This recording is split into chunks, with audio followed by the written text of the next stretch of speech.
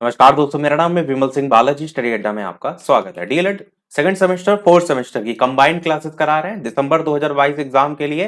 तो इंग्लिश की back to back classes चल रही हैं। क्लास नंबर 4 आज हम देखेंगे। इससे पहले क्लास नंबर 3 देखी थी, जिसमें टेंस पर बेस्ड क्वेश्चन, प्रैक्टिस, एक्सरसाइज सारी चीजें देखी थी। यदि वीडियो नहीं देखा हो, पिछला साइड माई बटन में वीडियो मिल जाएगा। इसी वीडियो के डिस्क्रिप्शन में जाएंगे तो सभी प्लेलिस्ट मिल जाएंगी, सभी टॉपिक से रिलेटेड आपको सारा कोर्स मिल जाएगा।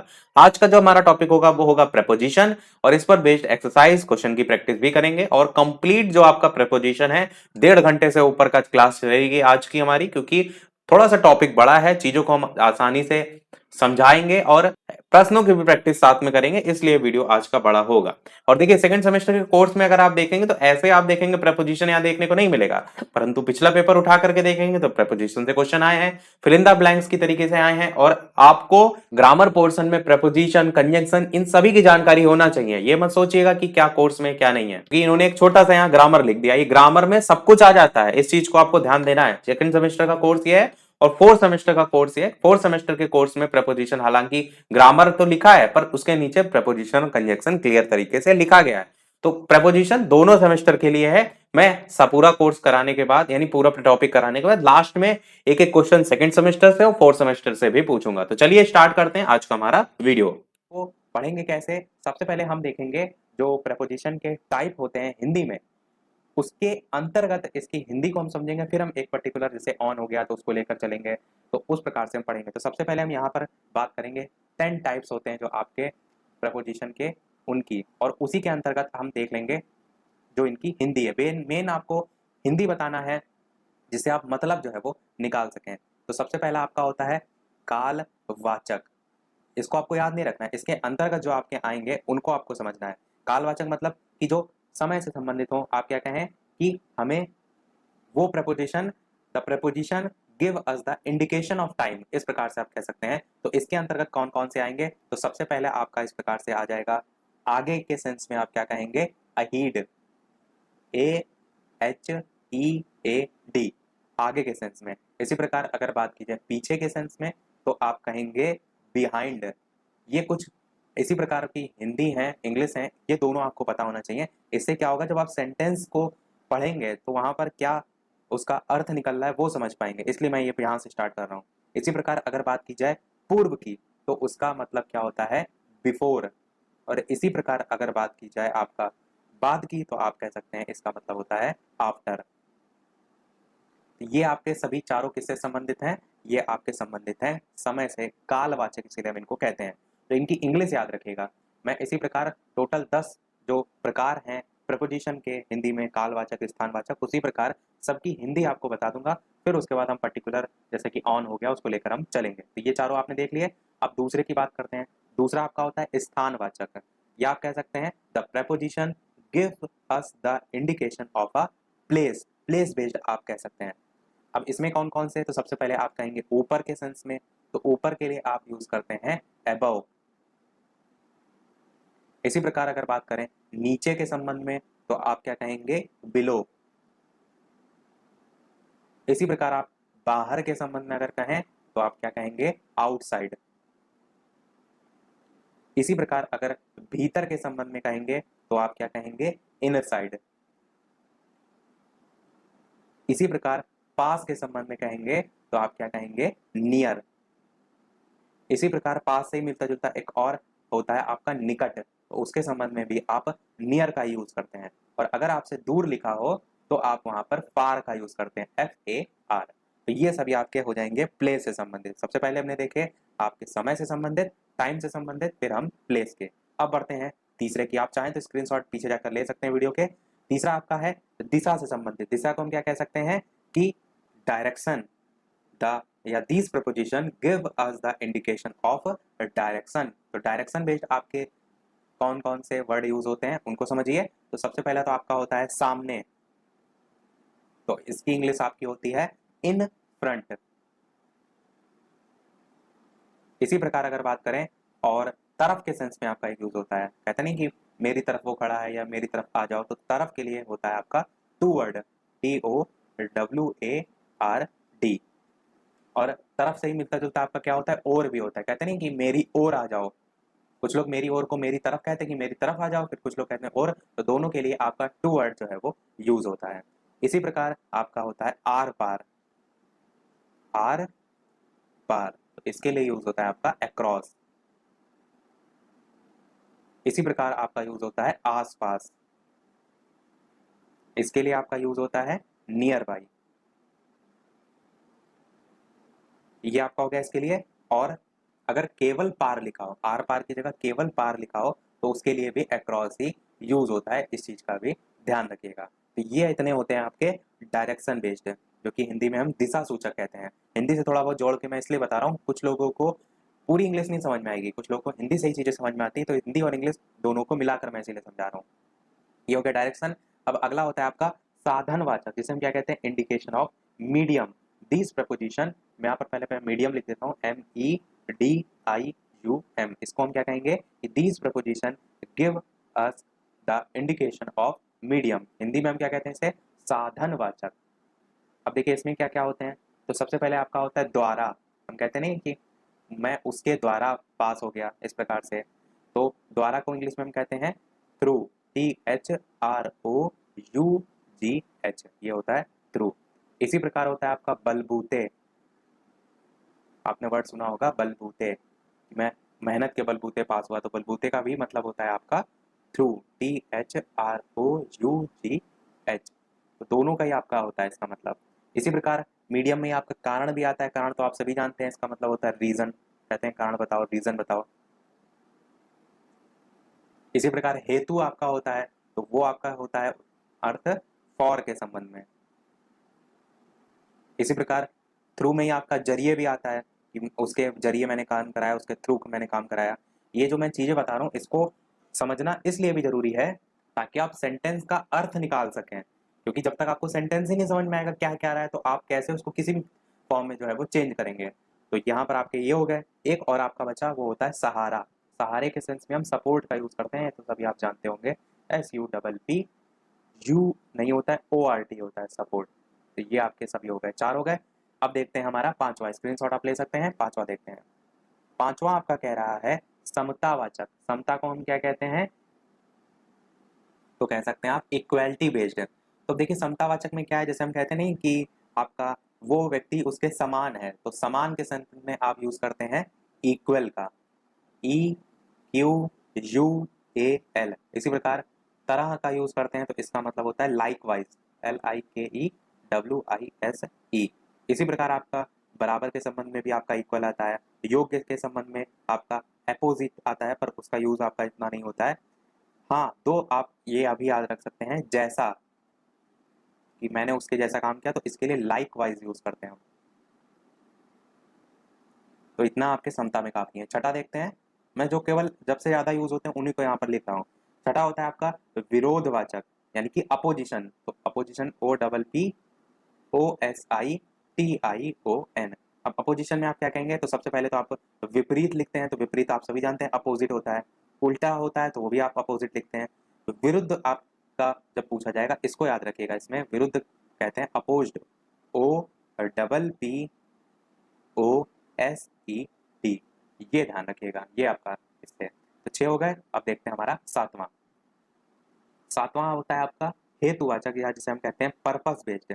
तो पर्पस लिख देते हैं डायरेक्ट, PURPOSE। जैसे हम कहते हैं कि मैं उसके लिए मेहनत कर रहा हूँ, तो लिए के सेंस में आप जब बात करते हैं तो होता है आपका फॉर।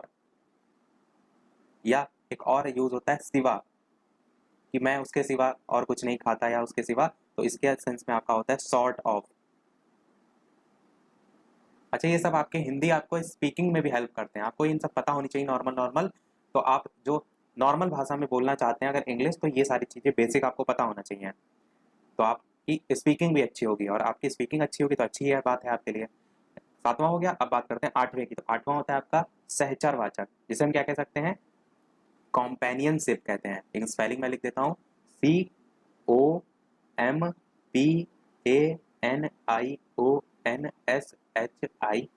ये जो है वो कहते हैं। इसमें क्या आता है, जैसे साथ के सेंस में हम कहते हैं विद हो गया, आप सभी जानते हैं। या मात्र के संबंध में आप कहते हैं तो ओनली होता है, आप सभी जानते हैं। और एक भर वर्ड यूज होता है, कहते हैं जीवन भर मेहनत की, तो भर के संबंध में अराउंड का यूज होता है। तो ये सब आपके इसमें आते हैं।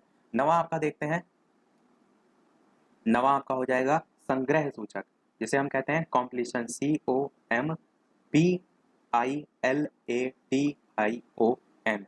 इसमें कैसे यूज होते हैं, जैसे कि तक के सेंस में आपका यूज होता है, तो आप क्या लिखेंगे, अंटिल लिखेंगे, या आप कह सकते हैं टू लिखेंगे।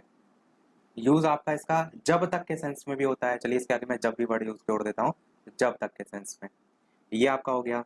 एक और इसमें आता है समेत वर्ड, कहते नहीं है कि उसके समेत, तो इसका होता है इंक्लूडिंग, INCLUDING। ये आपका नवा हो गया। 10वां और देख लेते हैं लास्ट। 10वां होता है आपका तुलना बेस्ड, या कह सकते हैं कंपैरिजन बेस्ड, तो COMPARISON, कंपैरिजन बेस्ड। इसमें क्या आता है, जैसे कि हम कहेंगे अपेक्षा, तो उसके सेंस में हम तो कंपेयर का यूज करते हैं। और आप अपेक्षा की बात करें तो आगे की बात करें तो आगे मैंने पहले ही बता दिया था कि उसको हम अहीड के नाम से जानते हैं। चलिए लिख देते हैं इसी में ही, AHEAD। या सामने के सेंस में तो इन फ्रंट का यूज करते हैं, वो मैंने ऊपर बता दिया। तो ये आपके टोटल जो है यहाँ पर 10 हमारे हो गए। तो ये बेसिक हमने सारी चीजें बता दी। अब हम क्या करेंगे, एक एक प्रेपोजिशन को उठाएंगे, उसके बारे में डिटेल से पढ़ेंगे, उस पर बेस्ड सेंटेंस देखेंगे, जिससे आपकी समझ अच्छी जो है वो बनेगी। तो सबसे पहला हम यहाँ पर ले रहे हैं ऑन, जो सबसे ज्यादा पूछा जाता है। ऑन को हम पढ़ते हैं, तो देखिए कैसे कैसे यूज होता है। सबसे पहले आपका यूज होता है इसका ऊपर के संबंध में, कि आपसे अगर साधारण से अर्थ की बात करें तो के ऊपर के सेंस में इसका अर्थ ही निकलता है। और आप कैसे कह सकते हैं कि जब जो है कोई वस्तु, जैसे आपकी ये एक टेबल है, इस टेबल के ऊपर कोई बुक रखी हुई है, तो ये टेबल जो है इस बुक से टच हो रही है टच, बिल्कुल हो रही है। तो जब कोई चीज टच करे तो हम उसके सेंस में ऑन का यूज जो है वो करते हैं। जैसे मैं आपसे कहूं कि my book is on the table, तो आप क्या कहेंगे कि यहां पर ऑन यूज होगा। माई बुक इज ऑन मैं वहां पर यूज कर रहा हूं, वहां पर ऑन की जगह आपका ओवर, इनटू या इस टाइप की और चीजें नहीं होंगी। ये आपका होता है पहला तरीका। देखिए अलग अलग सिचुएशन होती हैं, एक ही नहीं होता है कि आपने इतना रट लिया और आपका हो गया ऑन ही हर जगह लगेगा, ऐसा नहीं है। अच्छा मैं और एग्जांपल इसी का बता देता हूँ, जैसे मैं आपसे कहूँ कि my pen is also on the table, अब सेंटेंस को और मैं आगे ऐड कर रहा हूँ तब भी वहां पर ऑन का यूज हो रहा है। तो आपने ये चीज पहली कंडीशन में देखी, जब आपकी जो दो चीजें हैं वो कोई टच हो रही हो तो वहां पर हम इसका यूज, ऑन का यूज करते हैं। दूसरा आप कैसे समझ सकते हैं, दूसरी कंडीशन अगर बात करें तो आप कहेंगे कि smaller object on a bigger one, यानी कि किसी बड़े वस्तु पर किसी छोटी वस्तु का होना। जैसे आप देख रहे हैं टेबल आपका एक बड़ा ऑब्जेक्ट है, बिग ऑब्जेक्ट है, इस पर अगर बात करें आपका कोई स्मॉल ऑब्जेक्ट है, तो उस सेंस में भी आपका यूज होता है, क्या यूज होता है, यही ऑन। ये आपकी होती है दूसरी कंडीशन। जैसे मैं आपसे कहूं pen is kept on the table, यानी कि पेन टेबल पर रखा हुआ है। इसी प्रकार और एग्जाम्पल की मैं बात करूं तो रोहित हाथी के ऊपर बैठा हुआ है, तो आप क्या कहेंगे, एग्जाम्पल मैं यहां पर लिख देता हूं कि Rohit is sitting on the elephant. तो अब यहां पर आप देखिए सारी दोनों चीजें, दोनों कंडीशन लगा के देखिए, एलिफेंट और रोहित के बीच में दोनों चीजें टच हो रही हैं क्योंकि रोहित उस एलिफेंट पर बैठा है। आप कहेंगे हो रही हैं, तो आप कहेंगे वहां पर ऑन लगेगा, Rohit is sitting on the elephant. दूसरी कंडीशन क्या है कि कोई बिग ऑब्जेक्ट है, एलिफेंट आपका बिग ऑब्जेक्ट है, उसके ऊपर रोहित छोटा ऑब्जेक्ट है, उस पर बैठा है, तो वहां पर आपकी ये शर्त फिट बैठ रही है। अब तीसरी शर्त की बात करते हैं। तीसरी शर्त आपकी होती है समय के संबंध में। जैसे मैं आपसे कहूं कि डे हो गया और डेट हो गया, तो इसके साथ भी आपका ऑन का ही यूज होगा। जैसे मैं संडे को गया तो मैं क्या कहूंगा, आई वेंट ऑन संडे। या इसी प्रकार अगर तारीख को लेकर कहूं तो मैं कहूंगा कि वो 29 सितंबर 2020 को आया, आज की तारीख। तो इंग्लिश में क्या कहेंगे, ही केम ऑन 29 दिसंबर 2020। तो वहां पर भी आप देख रहे हैं ऑन, तो आपने क्या देखा, डे और डेट के विषय में भी आपका ऑन यूज होता है। अब ऐसा नहीं है कि हर जगह यूज होगा, जैसे यहाँ पर भी मैंने जो कंडीशन बताई वो ऐसा नहीं हर जगह यूज होगी। आपको सेंटेंस पढ़ना है, सेंस निकालना है, उसके बाद अपने नियम पुट करने हैं, कौन सा होगा उसके आधार पर आपका होगा। एक और आपका इसी के संबंध में नियम होता है चौथा, वो होता है आपका तरफ के संबंध में, या किसी तरफ की जब हम बात करते हैं, जैसे मैं आपसे कहूं, यहां पर पहले मैं लिख देता हूं हिंदी में कि के तरफ के संबंध में। जैसे मैं कहूं आपसे कि मैं दाईं ओर खड़ा था, तो इंग्लिश में क्या कहूंगा, I was standing on the right. तो ऑन का यूज हो रहा है तरफ के संबंध में, आप कहेंगे बिल्कुल हो रहा है। इसी प्रकार सेंटेंस को चेंज कर देते हैं, एक सेंटेंस यहां पर भी मैं लिख देता हूं कि I was standing on the left. अब इसको हम क्या कह देंगे, डायरेक्शन चेंज कर दी, तो मैं बाईं ओर खड़ा था, अब ये आपका हो जाएगा। अब यहाँ पर भी और की तरफ के सेंस में आ रहा है। अब देखिए के तरफ मैंने बताया था आपको, जो स्टार्टिंग में हमने अलग अलग मीनिंग देखे, तो उससे आप समझ सकते हैं। बाकी आपको ये चार इस प्रकार से पता होना चाहिए कि जो ये चार शर्तें हो वहां पर आपका ऑन जो है आपका लगेगा। बाकी एग्जाम्पल भी मैंने बता दिए, ऑन आपका खत्म हुआ। देखते हैं हमारा दूसरा वीडियो। इसके अलावा समझ में आ रही हो, सारी चीजें पसंद आ रही हो, तो वीडियो को लाइक आप सभी लोग अवश्य ज्यादा से ज्यादा कर दीजिएगा। आप ही के लिए दिन रात मेहनत की जा रही है, जितने ज्यादा आप लाइक करते हैं उतना ही मेरा भी मन लगता है कि मैं आपको और अच्छे से अच्छे चीजें बता सकूं। और वैसे भी आप लोग लाइक कर देते हैं, बाकी जो लोग नए हैं उनके लिए यहाँ पर मैं कह रहा हूँ कि बहुत से ऐसे मेरे छात्र हैं जिनको मैं कभी कहता नहीं हूँ, वीडियो शुरू करने से पहले ही पहले लाइक होते हैं, वो समझते हैं कि मैं उनके लिए कितनी मेहनत कर रहा हूँ। देखते हैं, चलिए दूसरा दूसरा क्या है, ओवर देखते हैं हम। अच्छा, ऑन से संबंधित आपका अपॉन होता है, अपॉन को देख लेते हैं ताकि दोनों चीजें आपकी क्लियर हो जाएं। अपॉन की बात करते हैं। अच्छा, यहाँ पर मैंने ऑन टू नहीं लिखा, तो अपॉन के साथ एक चीज और मैं लिख देता हूँ, onto, O N T O, इसका भी यूज किया जाता है। अब देखिए बात करते हैं कहाँ होता है, तो आप कहेंगे कि जब पर के सेंस में तो सबसे पहले यूज किया जाता है कि हम बात करते हैं जैसे इन और ऑन की, तो पर के सेंस में यूज होता है। पर कंडीशन ये हो सकती है कि जब गति की बात हो, मोशन की बात हो, जैसे मैं आपसे कहूं कि the cat jumped dash table. अब यहां पर जो कैट है वो टेबल पर जंप कर रही है, तो मोशन हो रहा है। जो बिल्ली है वो क्या कर रही है, मोशन कर रही है। तो यहां पर आपका पर के सेंस में अपॉन आएगा। बात को समझिए, ऑन भी पर के सेंस में ही आता है, पर वहां पर मोशन की बात नहीं की जाती है, किसी भी प्रकार की गति की बात नहीं की जाती है, तो इसलिए यहाँ ऑन नहीं आएगा, अपॉन आएगा। तो दो मैं क्या कहूंगा, बिल्ली टेबल के ऊपर कूदी, या the cat jumped upon table.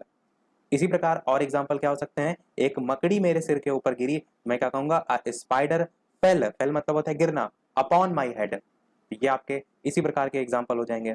और क्या एग्जाम्पल हो सकते हैं, जैसे कि एक तोता पेड़ पर बैठ गया, तो मैं क्या कहूंगा, a parrot sat upon the tree. अब यहां पर थोड़ा सा आप कंफ्यूज हो सकते हैं, क्या मैंने, चलिए मैं एग्जाम्पल लिखता हूं, उससे आपको समझ में आएगा कि a parrot sat upon the tree, यानी कि कहने का मतलब क्या है कि एक तोता पेड़ पर बैठ गया। अब यहां पर तो गति आपको समझ में कैसे आ रही है कि तोता जो है वो वहां पर तो बैठ गया, पर आया तो उड़कर ही है, यानी कि गति के मोशन से होकर आया है। यही चीज मैं आपको समझाने का प्रयास कर रहा हूँ कि गति से होकर आया, फिर उस पर बैठ गया, तो वहां पर भी आपकी गति हो रही, तो वहां पर भी आपका अपॉन ही आएगा। जब पेपर में क्वेश्चन पूछा जाएगा तो यहाँ पर अपॉन जो दे रखा है, यहाँ पर डैश दे रखा होगा, खाली जगह दे रखी होगी, आपको फिल करना होगा। तो ये आपकी पहली कंडीशन है। दूसरी कंडीशन क्या होती है कि कोई भी आपका ऑब्जेक्ट है, स्मॉलर ऑब्जेक्ट है, वो गतिशील होकर एक बड़े ऑब्जेक्ट के ऊपर आ जाता है। फिर से मैं बताना चाहूंगा कि कोई एक स्मॉल ऑब्जेक्ट जो है, इस पर से एक कोई बड़े ऑब्जेक्ट पर आपका गतिशील होकर आ जाता है, ये भी आपकी एक शर्त के अंतर्गत ही आती है। समझिए, जैसे जैसे बिल्ली जो है वो कूद कर टेबल पर आ गई, तो बिल्ली आपका एक कोई स्मॉल ऑब्जेक्ट है, यहाँ पर किसी चीज को नहीं लेना है। जो बिल्ली की बात की जा रही, उस स्मॉल ऑब्जेक्ट की मैं यहाँ पर बात कर रहा हूँ, ये कूद कर किसी बड़े ऑब्जेक्ट पर आ गई है। बाकी पहले वो कहाँ थी वो परिभाषित नहीं किया जाता है। तो आप यही कहेंगे कि कोई स्मॉलर ऑब्जेक्ट कूद कर बड़े ऑब्जेक्ट पर, और अधिकतर सेंस इसमें ऊंचाई का ही निकाला जाता है कि ऊपर की दिशा में गतिशील होकर एक बड़े ऑब्जेक्ट के ऊपर आ जाए, तो वहां पर भी आपका अपॉन ही यूज होता है। जैसे मैं आपसे कहूं कि आई जम्प्ड, अच्छा जंप्ड वाला मैंने करा दिया है, तो थोड़ा सा बदल देते हैं, क्या होगा, एक ही जैसे सब एग्जाम्पल हो जाएंगे तो आपको वेरिएशन नहीं समझ में आएगा।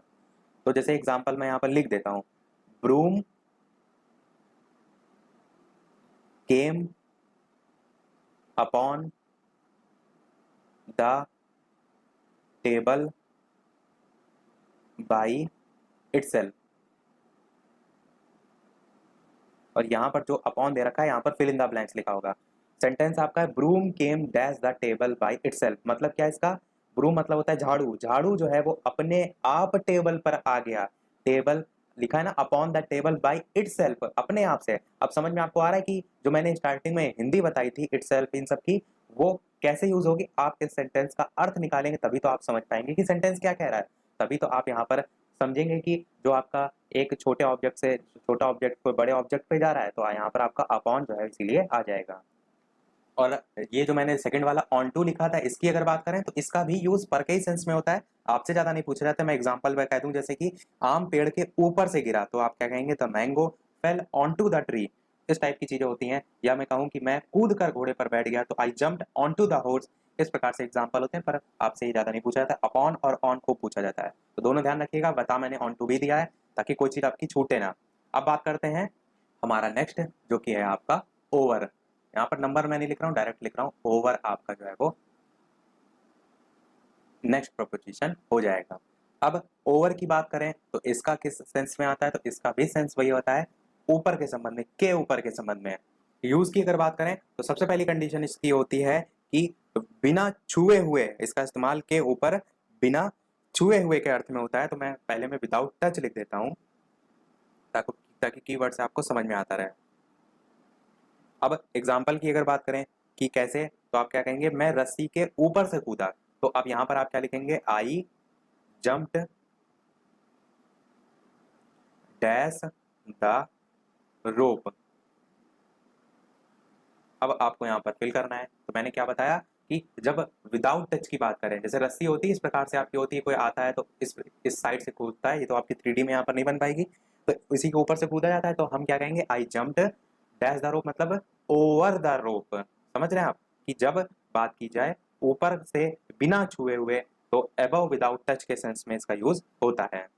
इसी का एक और एग्जांपल देखते हैं। जैसे मैं आपसे कहूं कि there is a roof over our heads, कि मेरे या हमारे सिर पर एक छत है, तो सिर जो है इस प्रकार से उसके ऊपर तो छत होगी आपकी, तो इसके सेंस में हम बोलते हैं कि there is a roof over our heads. अब यहाँ पर ऐसा तो है नहीं कि सर से छत छू रही है, नहीं छू रही है, तो उसी सेंस में हम इसका यूज करते हैं।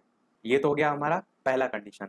दूसरे कंडीशन की बात करें तो क्या कह सकते हैं आप कि इसका इस्तेमाल जो सभी जगह है उसके अर्थ को बताने के लिए भी किया जाता है। एग्जाम्पल की बात करूं मैं तो क्या कहूंगा, जैसे कि English is spoken all dash the world, ये आपका सेंटेंस होगा।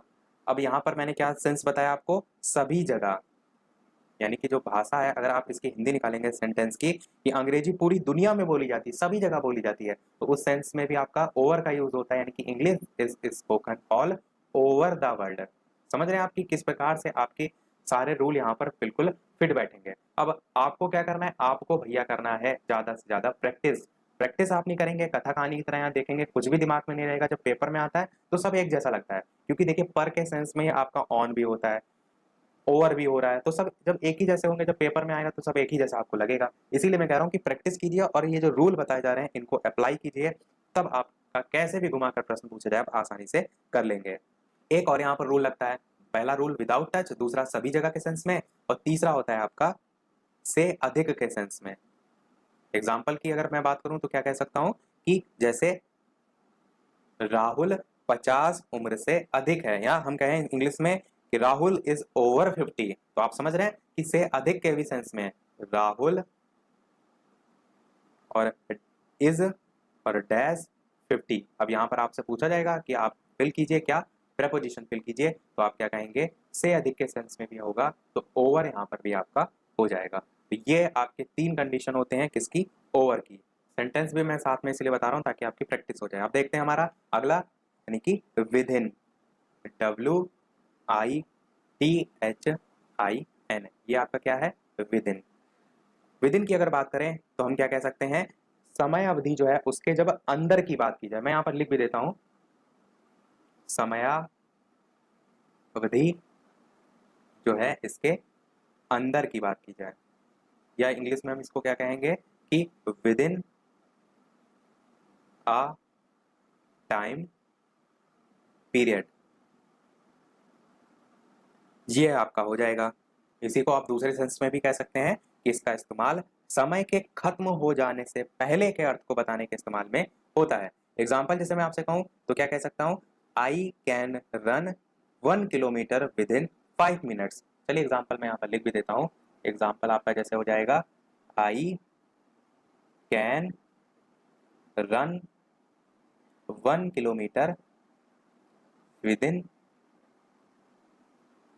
5 मिनट्स। अब अगर इसकी हिंदी की बात करेंगे तो क्या निकलेगी कि मुझे 1 किलोमीटर दौड़ने में 5 मिनट से भी कम समय लगता है। तो मैंने क्या बताया आपसे कि समय के खत्म हो जाने से पहले के अर्थ को बताने के लिए या समय अवधि के अंदर के समय को बताने के लिए हम यूज करते हैं विद इन का। तो यहाँ पर विद इन जहाँ दे रखा है, यहाँ पर आपको फिल इन द ब्लैंक्स करके पूछा होगा और आपको बताना होगा। और क्या हम एग्जाम्पल कह सकते हैं, तो आप और एग्जाम्पल इसी प्रकार से बना सकते हैं, जैसे कि I will come with in 5 minutes. अब बहुत बार कहते हैं कि मैं 5 मिनट में आ जाऊंगा, तो बस वही आपका यहाँ पर विद इन यूज होगा, I will come with in 5 minutes. ये आपका एग्जाम्पल हो जाएगा। और समय चेंज करके बहुत से एग्जाम्पल लिख सकते हैं, मैं 5 घंटे के अंदर वापस आऊंगा, I will come back with in 5 hours. इसी प्रकार दिन में भी कह सकते हैं, दिन के सेंस में कि he has come back with in just 2 days, यानी कि वो 2 दिन में ही वापस आ गया है।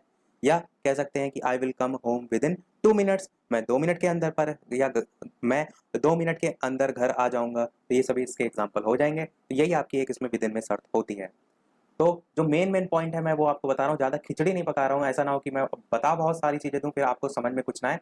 तो जो जो पॉइंट्स आप समझ सकते हैं, पेपर में कर सकते हैं, उन्हीं उन्हीं को लेकर मैं यहाँ पर बता रहा हूँ। अब देख लेते हैं एक और हम, फिर उसके बाद बाकी बचे जो है वो हम आगे नेक्स्ट क्लासेस में देखेंगे। वीडियो ज़्यादा लेंथी ना हो इसलिए आपका लास्ट देख लेते हैं, देन देख लेते हैं। तो देन में एक ही आपकी शर्त होती है, क्या होती है, जब बात की जाए कंपैरिजन या तुलना की, तो हम कह सकते हैं तुलना के लिए प्रयोग होता है, या यूज्ड फॉर कंपैरिजन आप कह सकते हैं, COMPARISON। एग्जाम्पल की बात करें तो मैं क्या कहूँ कि कोई सेंटेंस ले लीजिए, मैं तुमसे बेहतर हूँ, कोई कह रहा है तो I am better than you, तब तुलना की बात हो रही है। मैं एग्जाम्पल एक लिख भी देता हूँ कि आई एम बेटर, यहाँ पर डैश दिया होगा और आपसे पूछा जाएगा बताइए यहाँ पर क्या फील होगा, तो आप क्या कहेंगे, कंपैरिजन की बात की जा रही दो लोग की, मैं तुमसे बेहतर हूँ, तो बेटर देन यू आपका हो जाएगा।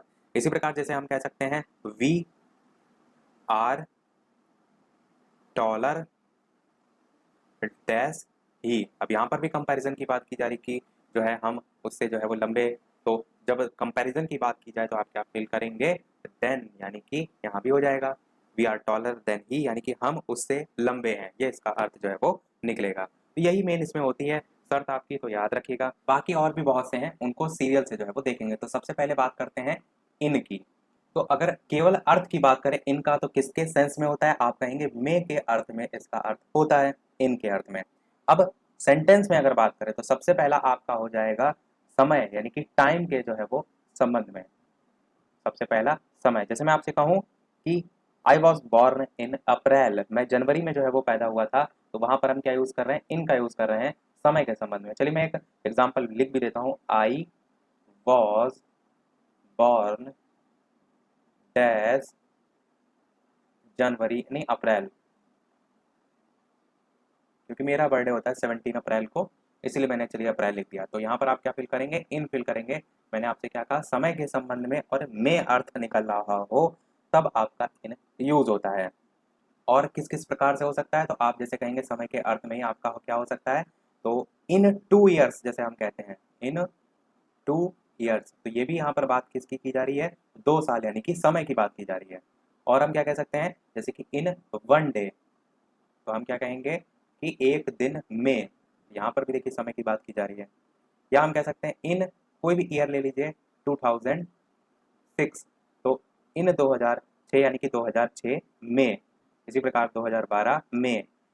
और क्या हो सकता है समय के सेंस में, तो आपके अलग अलग होते हैं, समर्स विंटर्स, तो आप क्या कह सकते हैं, इन समर्स, SUMMERS, यानी कि गर्मियों में। इसी प्रकार सर्दियों के लिए हम क्या कहेंगे, इन विंटर्स, यानी कि सर्दियों में।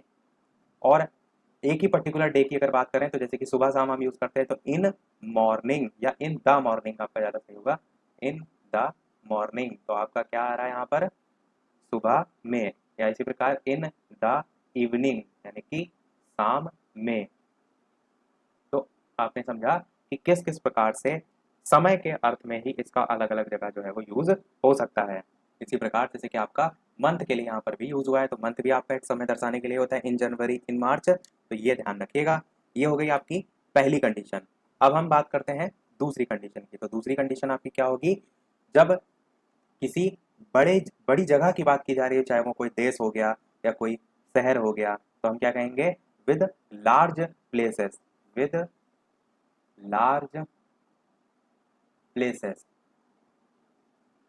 अब इसमें हमारा कंट्री भी आ सकता है, कोई कंट्री का नाम हो गया, या आपका सिटी भी आ सकता है, या आपका टाउन आ सकता है, तो ऐसे ही एक्सेट्रा बहुत सी चीज़ें आ सकती हैं। एग्जाम्पल्स हम समझते हैं, जैसे कि आप क्या लिखेंगे, इन लंदन, ये आपका इसी के अंतर्गत आ गया, या इन दिल्ली आप लिखते हैं, आई लिव इन दिल्ली, इस टाइप से, तो आपका ये भी इसी प्रकार आ जाएगा। क्योंकि आपने देखा किसमें, लार्ज प्लेसेस के संबंध में, पहला हमने देखा था समय के संबंध में। अब देखते हैं जो हमारा एक्चुअल यहाँ पर मतलब था, यानी कि में, जो मैंने बताया था इन में के अर्थ में आता है, तो किसी वस्तु के अंदर के संबंध में अगर आए तब। इसको मैं सब डिलीट कर देता हूँ, आप चाहें तो इसका स्क्रीनशॉट ले सकते हैं।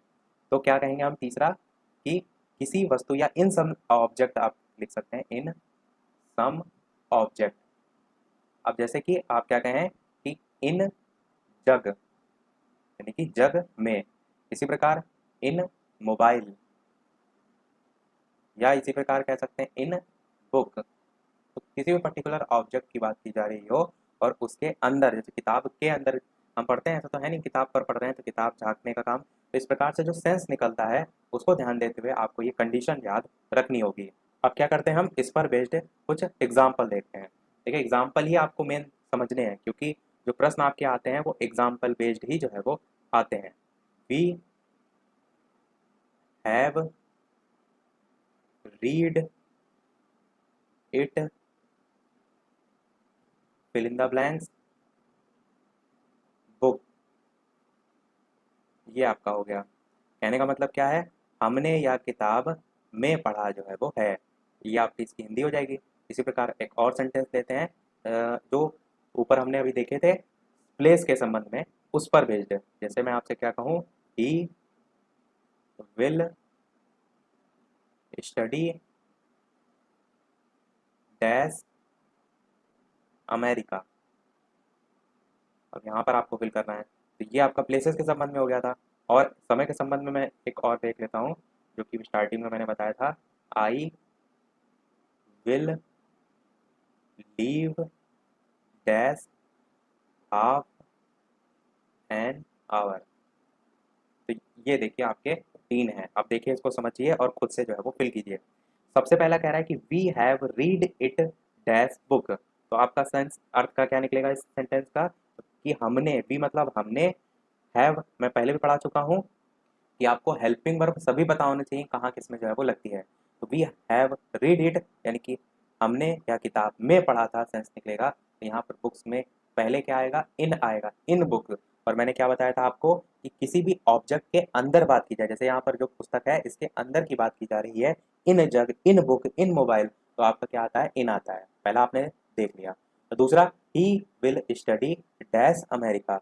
अब स्थान के संबंध में मैंने आपसे क्या कहा कि बड़ी जगह के संबंध में आता है, जैसे कोई देश हो गया, कोई शहर हो गया आदि में, तो यहाँ पर आपका अमेरिका यूज हो रहा है, तो आप क्या कहेंगे, he will study in America. तो आपका ये भी आपको समझ में आ गया होगा, अर्थ क्या होगा कि वो अमेरिका में पढ़ाई करेगा। यहाँ पर विल लगा हुआ है, फ्यूचर की बात की जा रही है, यानी कि करेगा। तीसरा आपका क्या है, I will leave dash half an hour. अब यहाँ पर मैंने आपको क्या बताया था, समय के संबंध में, जिसमें मैंने आपको बताया था इन 2006 हो गया, इन 2012, यानी कि इस प्रकार से हो गया, या कह सकते हैं समय की बात की जा रही है, तो यहाँ पर हाफ एन आवर लिखा हुआ है, तो आप क्या कहेंगे, I will leave in half an hour. तो ये आपका जो है वो हो जाएगा। हिंदी आप क्या कहेंगे कि मैं आधे घंटे में जो है वो निकलूंगा। निकलूंगा मतलब फ्यूचर की बात की जा रही है। विल यहाँ पर देखिए हेल्पिंग वर्ब लगी हुई है, जो कि आपका फ्यूचर को डिनोट करती है। इसीलिए मैंने जो सबसे पहला टॉपिक था उसको टेंस ही जो है वो चुना था। मैंने टेंस इससे पहले की पहली क्लासेस में पूरा फिनिश कर दिया था, ए से लेकर जेड तक। जैसे जैसे वहाँ से चेंज करने को पूछा जा सकता है, जो जो आपको याद रखना है, ताकि आप ये सब चीज़ें समझ सकें। अब ऐसे में आपसे कहता विल क्यों निकलूंगा, उसका अर्थ निकलेगा तो आपको नहीं समझ में आता। तो यहाँ पर आपका तीसरा भी हो गया। तो हमने किसको समझा? इन को समझा। अब इन से ही संबंधित या मिलता जुलता एक और होता है, वो होता है आपका इनटू। अब हम देखेंगे इन में के सेंस में ही जो है वो निकलता है। इसमें और पहले वाले में अंतर आपको समझना है। तो बस एक मेन पॉइंट आपको याद रखना है, वो है गतिशील, जिसे हम कहते हैं मोशन। वो आपका किस में होगा? वो आपका इनटू में होगा। चलिए ब्रैकेट में मैं गतिशील भी लिख देता हूँ, तो हिंदी इंग्लिश जो भी माध्यम आपको अच्छे से समझ में आता है वो आपको समझ में आ जाएगा। अगर मैं कहूँ कि मैं कमरे में जा रहा हूँ, तो अंदर घुसते वक्त जो है वो जो स्थिति होगी वो किसकी होगी? वो होगी इस इनटू की, क्योंकि उस वक्त क्या है, मैं गतिशील अवस्था में हूँगा। अगर मैं इसी को सेंटेंस के रूप में कहूँ तो मैं क्या कहूँगा कि ही इज गोइंग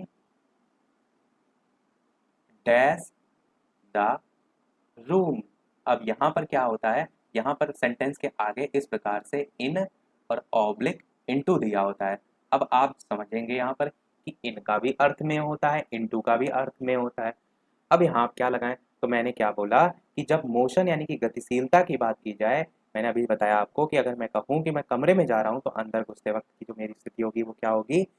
गतिशील होगी, तो उसे हम इनटू कहेंगे। यहाँ पर भी अगर देखिए he is going dash the room, यानी कि वो कमरे में जा रहा है। अब वो कमरे में जा रहा है तो उसकी गतिशील अवस्था है, तो यहाँ पर इन जो है वो नहीं आएगा, यहाँ पर इनटू जो है आपका आएगा। समझ में आपको अच्छे से आ रहा होगा। एग्जाम्पल से आप अगर समझेंगे तो आप इसे याद रखेंगे, पेपर में कर पाएंगे। तो he is going into the room आपका सही हो जाएगा। और नॉर्मली आप इसको इस प्रकार से भी कह सकते हैं कि कोई पर्टिकुलर चीज किसी के अंदर जो है वो एंटर कर जाए। जैसे कि आप रूम के अंदर एंटर करते हैं, आप पानी में छलांग लगाते तो पानी के अंदर एंटर करते हैं। ये भी इसका एक सेंस जो है वो निकलता है। कुछ और एग्जाम्पल देखते हैं जिससे आपको और चीजें जो है वो क्लियर हों। जैसे मैं आपको एक एग्जाम्पल यहाँ पर लिखता हूँ, the boy jumped dash the river. अब आपको यहाँ पर बताना है कि इन आएगा या इनटू आएगा।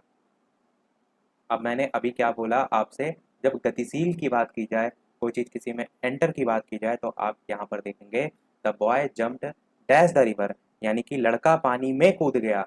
तो इन आएगा कि इनटू आएगा? आप कहेंगे इनटू आएगा। बिल्कुल आपका सही है, इनटू यहाँ पर आएगा, क्योंकि गतिशीलता की बात की जा रही है, या जब कोई चीज़ किसी में एंटर कर रही है तो उसके सेंस भी यहाँ पर लग रहा है, तो ये इनटू आपका सही हो जाएगा। अर्थ निकालेंगे तो में ही निकलेगा, पर रूल आपको इस प्रकार से छोटे छोटे याद रखने हैं। एक और देख लेते हैं छोटा सा एग्जाम्पल इसका।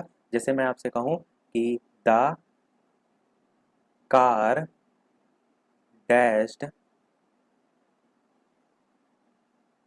The car dashed into the. अब यहाँ पर मैंने तो इनटू लिख ही दिया है आपके लिए, चलिए लिख के ही बता देता हूँ, इनटू द शोरूम। ये जैसे कि आपका एक सेंटेंस है, यहाँ पर इनटू जो है इसकी जगह पे लिंदा ब्लैंक्स दिया होगा। द कार डैश्ड यानी कि कार जो है वो टकरा के इनटू द शोरूम, यानी कि जो शोरूम है उसमें घुस गई। कार टकरा के शोरूम में घुस गई यानी कि एंटर कर गई। बात को समझिए आप, आपको इसी प्रकार से जोड़ना है। यहाँ पर अभी आप वही कंडीशन देख रहे हैं, the car dash into the showroom. तो मोशन गतिशीलता की व्यवस्था है, तो यहाँ पर आपका इनटू जो है वो आ जाएगा। अब बात करते हैं हम हमारा अगला, और वो है अंडर। इसको अब समझते हैं। बेसिक अगर अर्थ की बात करें तो इसका अर्थ होता है के नीचे। बेसिक अर्थ आपको क्यों पता होना चाहिए? क्योंकि जब कोई आप सेंटेंस की मीनिंग निकालते हैं तो आपको ये समझ में आता है कि यहाँ पर कौन कौन से जो है वो आ सकते हैं यहाँ पर प्रेपोजिशन, फिर उसमें से आप छांटते हैं कौन सी यहाँ पर शर्त जो है वो फिट बैठ रही है। इसी को आप दूसरे तरीके से भी कह सकते हैं कि किसी भी पर्टिकुलर जो सब्जेक्ट है और ऑब्जेक्ट है वो पूरी तरीके से टच ना हो आपस में, या किसी के नीचे पर बिना पूरी तरीके से छुए, वहां पर आपका अंडर जो है वो यूज होता है। अगर मैं आपसे कहूँ कि पेड़ के नीचे मैं बैठा हूँ, तो पेड़ की जो शाखाएं होंगी, ऊपर जो भी उसकी डंडी होगी, वो तो नहीं मुझे छुएगी, तो इस तरह यूज आपका अंडर हो जाएगा। या मैं आपसे ये भी कहूँ कि अगर मैं टेबल के नीचे छुपा हुआ हूँ, तो टेबल तो मुझे पूरी तरीके से छुएगी नहीं, तो आप वहाँ भी इसी प्रकार यूज कर सकते हैं। ये चीज़ मैंने क्यों बताई कि कोई भी पर्टिकुलर आपका सब्जेक्ट के नीचे कोई ऑब्जेक्ट आ रहा है, वो पूरी तरीके से अगर नहीं छुएगा तभी आपका जो है अंडर का यूज होगा। ये चीज़ मैंने इसलिए बताई। कुछ ऐसी कंडीशन होती हैं, जैसे मैं आपसे कहूँ कि कोई तकिया है और तकिया के नीचे कोई पत्र रखा हुआ है, तकिया के नीचे कोई पत्र रखा हुआ है, तो आप बताइए जो तकिया है वो उस पत्र जो है उसको पूरी तरीके से छुएगा कि नहीं छुएगा? आप कहेंगे बिल्कुल छुएगा, जब उस पर तकिया रखी जाएगी तो वो पूरी तरीके से छू लेगा। अब किसी चीज के नीचे के सेंस में तो अभी तक आपने अंडर पढ़ा है, किसी भी चीज के नीचे की अगर बात करें तो यहाँ पर आपने अंडर पढ़ा है और यहाँ पर आप अंडर लगाकर चले आएंगे। पर अगर आप मेरी इस बात को याद रखेंगे कि ये भी आपको देखना है कि वो चीज टच कर रही है कि नहीं, तो आप यहाँ पर अंडर नहीं लगाएंगे। ऐसी स्थिति में क्या लगता है? तो ऐसी स्थिति में आपका बीनीथ लगता है, BENEATH, बीनीथ या अंडरनीथ भी इसे कहा जाता है। तो यहाँ पर ये लग जाता है और यहाँ पर जो टच ना हो तो वहाँ पर अंडर लगता है। कुछ एग्जाम्पल से क्या करते हैं, चीजों को समझते हैं। जैसे कि सबसे पहला एग्जाम्पल आपका कुछ इस प्रकार से हो जाएगा कि राम इज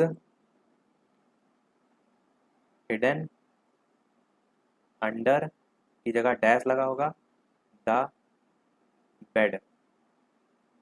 इसी प्रकार और क्या हो सकता है, जैसे कि mom is sitting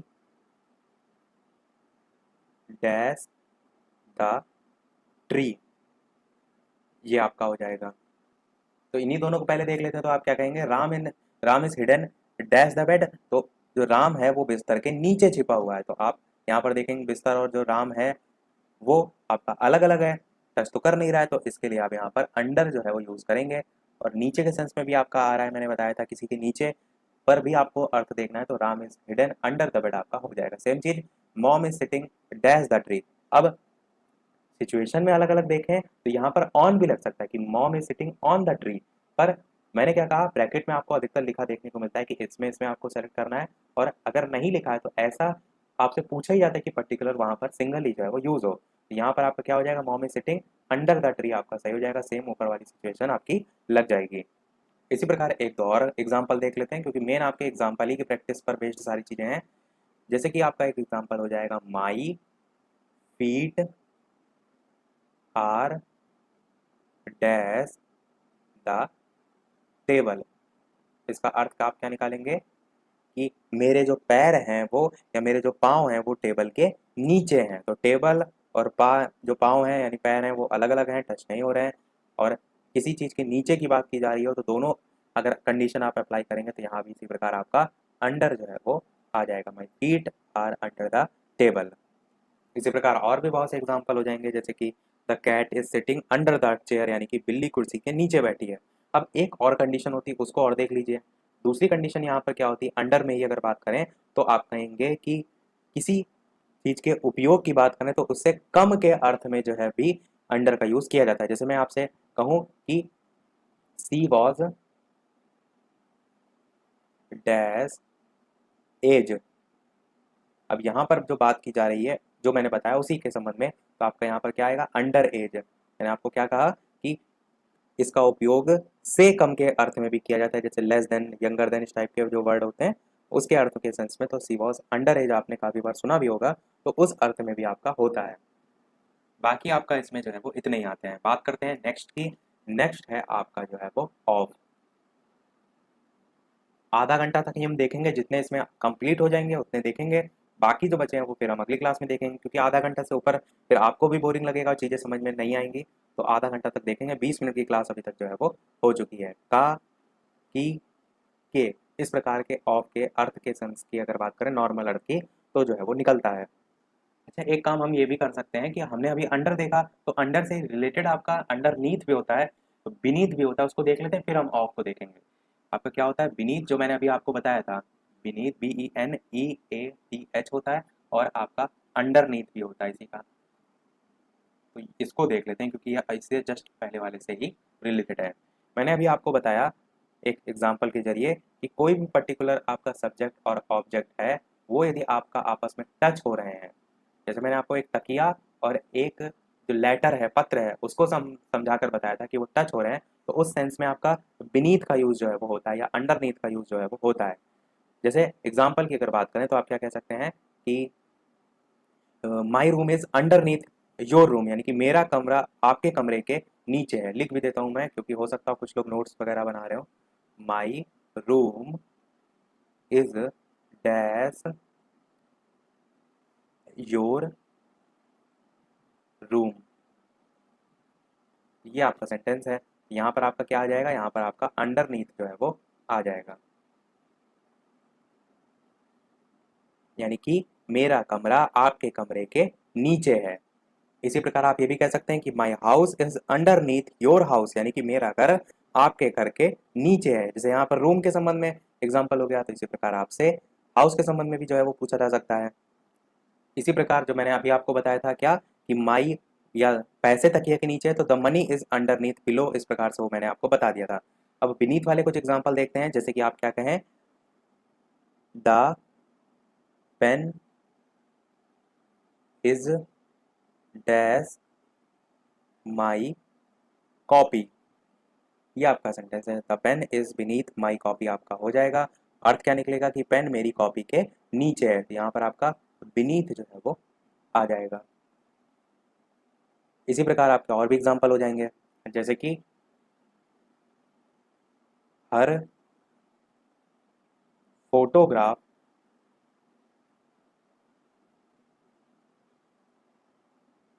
is fill in the blanks my book.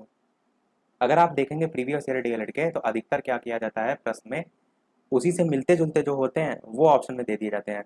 यानी कि यहाँ ब्रैकेट में लिखा होगा आपसे कि बीनीथ या अंडर, अब आपको पहचानना होगा कि हर photograph is under my book या बीनीथ माई बुक। अब आप देख रहे हैं कि फोटोग्राफ आपकी जो है वो किताब के नीचे है, यानी कि उसकी तस्वीर मेरे किताब के नीचे है, यानी दोनों टच हो रही हैं। और टच के संबंध में आपका बीनीथ या अंडरनीथ में से आप लिखते हैं, तो यहाँ पर बीनीथ जो है आपका आप लिख सकते हैं। तो बेसिक आपको बीनीथ और अंडरनीथ समझ में आ गया होगा। अब बात करते हैं वही जो हम देख रहे थे, यानी कि ऑफ।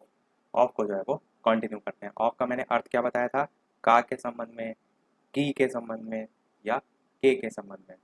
अर्थ की अगर बात करें तो, जैसे एग्जाम्पल की अगर बात करें तो, प्रशांत इज ब्रदर डैश राहुल। यहाँ पर आपको बताना है कि प्रशांत इज ब्रदर डैश राहुल, तो आप क्या कहेंगे कि जो प्रशांत है वो राहुल का भाई है, का भाई है, अर्थ निकल रहा है। और उसके सेंस में ऑफ आपका लगता है प्रशांत इज ब्रदर ऑफ राहुल, आपका सही हो जाएगा। इसी प्रकार और एग्जाम्पल की बात करें तो, he is a student of Lucknow public school, यानी कि वो बिरला या वो लखनऊ पब्लिक स्कूल जो है उसका विद्यार्थी है। तो का उसका विद्यार्थी का सेंस निकल रहा है, तो वहां भी आपका इसी प्रकार से ऑफ जो है वो लग जाएगा। अच्छा, अगर इसी का की के जो मैंने लिखा था इसको आप इंग्लिश में लिखना चाहें तो भी लिख सकते हैं कि show the relation, show the relation. जैसे हम कहते हैं ना कि वो प्रशांत जो है वो राहुल का भाई है, तो क्या एक रिलेशन की बात की जा रही है, वो राम का भाई है, he is the brother of Ram, तो वो रिलेशन की बात की जा रही है, तो का वहीं पर तो आपका अर्थ जो है वो निकलेगा। इसी से मिलता जुलता एक और आपका ऑफ होता है, जहां पर ओ डबल एफ होता है, यानी दो एफ होते हैं, तो उसको आप देखते हैं। ये वाला ऑफ हमने देख लिया, इतनी चीजें इसमें आती हैं और कुछ नहीं है। दूसरा होता है जो, वो होता है ओ डबल एफ। इसकी अगर बात करें तो साधारण अर्थ से के अर्थ में होता है। और अगर बात करें इसके रूल की, तो आप कह सकते हैं कि कोई भी सतह है उससे अलग होना। क्या चीज़ है, किसी सतह से अलग होना। जैसे मैं इसको एक एग्जांपल के जरिए अगर आपको समझाऊं, तो अगर मैं कहूं कि पेन को टेबल से उठा लो, तो जब पेन उठाया जाएगा तो वो टेबल की सतह से अलग होगा। तो जब अलग होगा तो आप क्या कहेंगे, ओ डबल एफ वाला ऑफ लगेगा। और अगर बात करूं, जैसे कि बंदर पेड़ से कूदा, तो बंदर भी यहाँ पर पेड़ की जो सतह है उसको छोड़ेगा तभी तो वो दूसरी जगह कूदेगा, तो वहां भी इस प्रकार से ऑफ का यूज हो जाता है। और अगर बात करें तो, वाहन से भी उतरने पर आप वाहन से अलग होते हैं, आप बाइक चला रहे हैं, कार चला रहे हैं, पर वहां पर केवल ऑफ नहीं यूज होता है, वहां पर आपका गेट ऑफ जो है वो यूज होता है। क्या यूज होता है, get O double F off, जब वाहन से उतरने की बात जो है वो आती है। और इसी प्रकार हवाई जहाज में भी आप देखते हैं तो एयरपोर्ट से उड़ने को टेक ऑफ कहते हैं, सतह से अलग हो रहा है, उससे आप बेहतर तरीके से समझ सकते हैं। हवाई जहाज में काफ़ी बार आपने टेक ऑफ सुना होगा, तो एयरपोर्ट से उड़ान भरते समय जो हवाई जहाज है वो भी आपका कह सकते हैं एयरपोर्ट की जो सतह है उसको छोड़ता है, यानी कि लीविंग अ सरफेस आप जो है वो कह सकते हैं। अब क्या करते हैं, इसके देखते हैं एग्जाम्पल। जैसे कि आपका पहला एग्जाम्पल इस प्रकार से हो जाएगा कि I picked the mobile dash the bed. ये आपका जो है वो सेंटेंस है।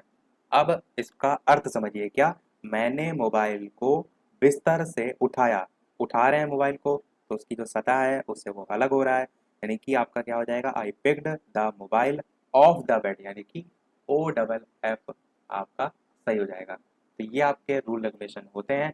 देखते हैं एक और आपका इसी प्रकार से एग्जाम्पल, जैसे कि मंकी जम्प्ड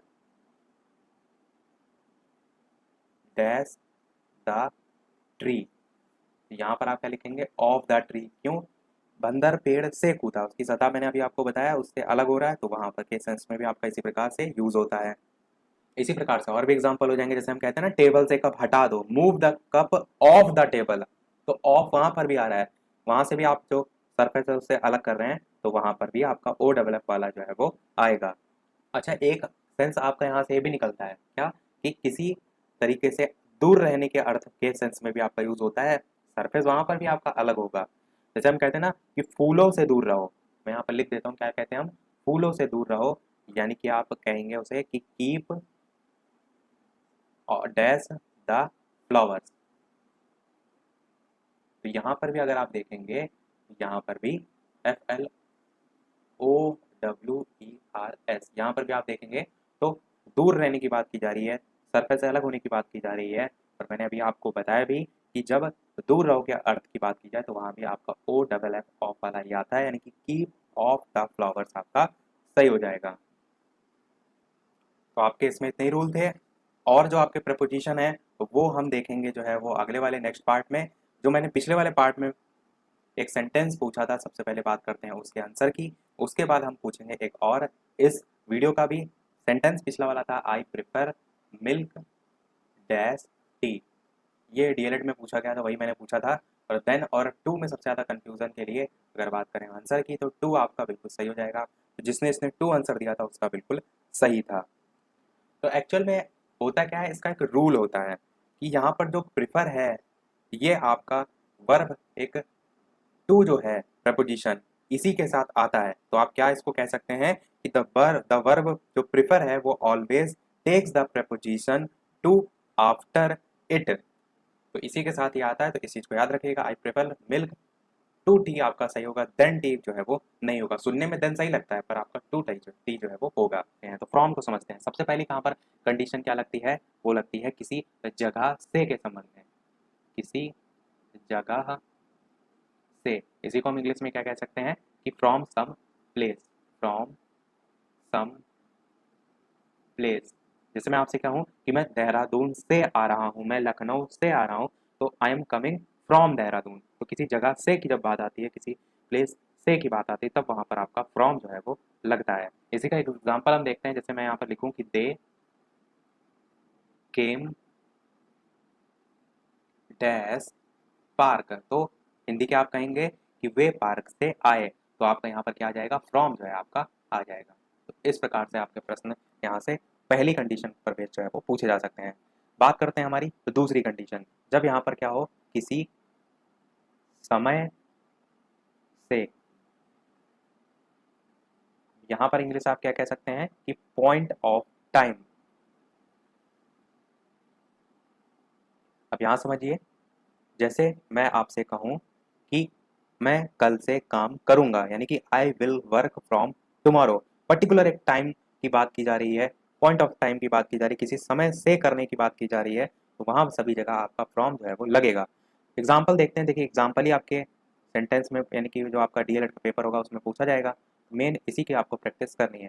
जैसे कि आपका सेंटेंस हो जाएगा, I will work dash tomorrow, TOMORROW। इसी प्रकार और क्या हो जाएगा एग्जाम्पल, जैसे कि Ram will work from, from तो मैंने यहाँ पर फिल ही कर दिया, चलिए लाइन लिख देते हैं, फ्रॉम 10 o'clock। ये जो है आपका सेंटेंस है। तो पहले वाले में भी क्या आ जाएगा, आई विल वर्क फ्रॉम जो है वो टुमारो, मतलब क्या निकलेगा कि मैं कल से काम करूंगा, I will work from tomorrow. Ram will work from 10 o'clock, यानी कि राम 10 बजे से काम करेगा। यानी आप क्या यहाँ पर देख रहे हैं, किसी समय से जब बात की जा रही हो, कोई पॉइंट ऑफ टाइम के टाइप से बात की जा रही हो, तो उसके सेंस में भी आपका फ्रॉम लगता है। पहले हमने देखा कि किसी जगह से के संबंध में बात की गई तो भी लगता है, किसी समय से के संबंध में बात की गई तब भी लगता है। तीसरी एक और कंडीशन आपकी क्या होती है, वो होती है किसी स्रोत से,